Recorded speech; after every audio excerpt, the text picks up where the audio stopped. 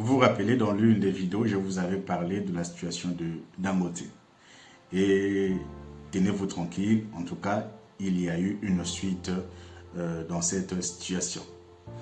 Vous savez, l'histoire s'est propagée comme une traînée de poudre.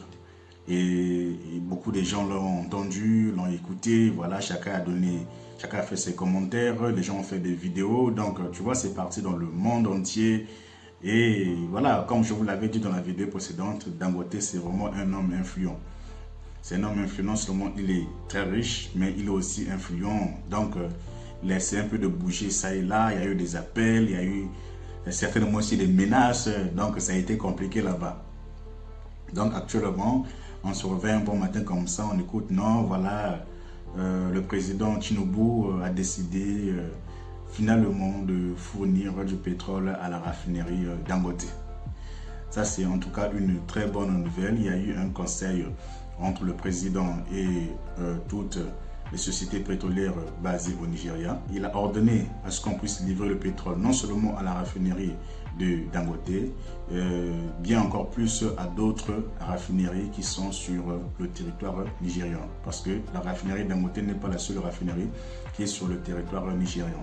Le gouvernement aussi a des raffineries, mais qui ne fonctionnent pas trop bien.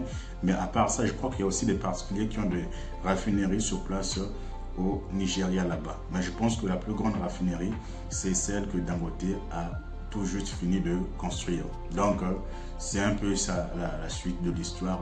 Dangote, actuellement, peut être approvisionné en pétrole brut par le gouvernement nigérian. Et je crois que la quantité exigée ou la quantité qu'il faut pour que sa raffinerie fonctionne à plein temps est de 450 000 barils. Ce sont des petites cargaisons. Voilà, parce que les plus grandes cargaisons, je pense que c'est autour de 2 millions de barils de pétrole brut. Mais je pense que pour lui, ce sont des petites cargaisons qui varient entre 450 à 550 barils de pétrole. Donc, c'est ça qui sera en tout cas utile pour faire fonctionner la raffinerie de Dangote par an. Donc, la quantité que je vous ai donnée de 450 000 barils, c'est la quantité annuelle. Donc voilà, cela va permettre que la situation, en ce qui concerne par exemple les produits dérivés comme l'essence, le gasoil, le kérosène, soit stabilisée sur le territoire. Et je pense que même tous les Nigériens, lorsqu'ils ont écouté cette nouvelle-là, ils ont poussé un souffle de soulagement. Pour eux, cette raffinerie-là avait vraiment une très grande valeur et ça va les permettre de pouvoir acheter maintenant les produits dérivés du pétrole à un bon prix. Donc nous allons essayer de voir comment la situation va évoluer parce que vous savez que les hommes africains, les politiciens africains sont parfois changeants. Ouais, aujourd'hui, ils vont dire une chose et le lendemain, ils vont changer. Donc, il ne faut pas toujours trop faire confiance à ces hommes politiques-là. Mais je sais qu'il y a eu des histoires derrière le scénario, derrière la scène, parce que vous voyez, c'est pas du but en blanc comme ça, ou du jour au lendemain, quelqu'un va se lever. Celui qui avait refusé hier et qui puisse accepter aujourd'hui, non. Ça veut dire qu'il y a eu certainement des menaces.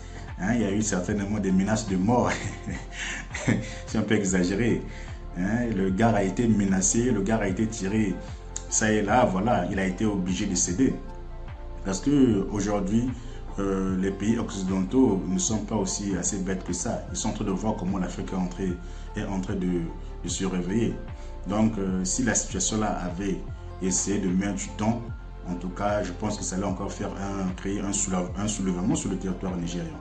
Donc, pour éviter ça, je me suis dit certainement peut-être que ce sont ces puissances-là qui ont demandé au président, c'est Tinubu, je crois, je maîtrise bien le nom de Tinubu, de régler la situation, de lui donner du pétrole pour essayer un peu de calmer les esprits. Parce que si cette histoire-là continuait à cette allure-là, il y allait avoir des dégâts au Nigeria, pourquoi pas en Afrique.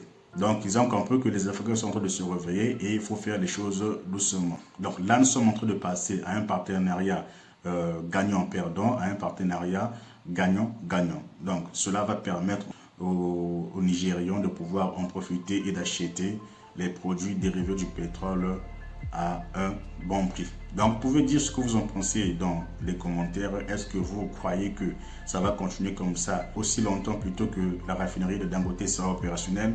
Ou bien vous pensez qu'à long, ça pourra changer et il viendra encore avec des diverses raisons ou les différentes raisons pour essayer encore de mettre les bâtons dans les roues sur cette raffinerie. Parce que le gars a vraiment perdu beaucoup d'argent dans cette raffinerie-là.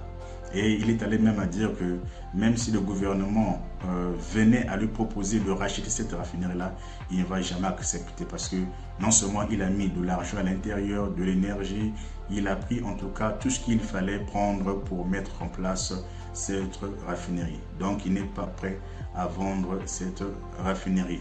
Donc il allait faire de son mieux pour pouvoir avoir du pétrole brut par n'importe quelle méthode ou moyen.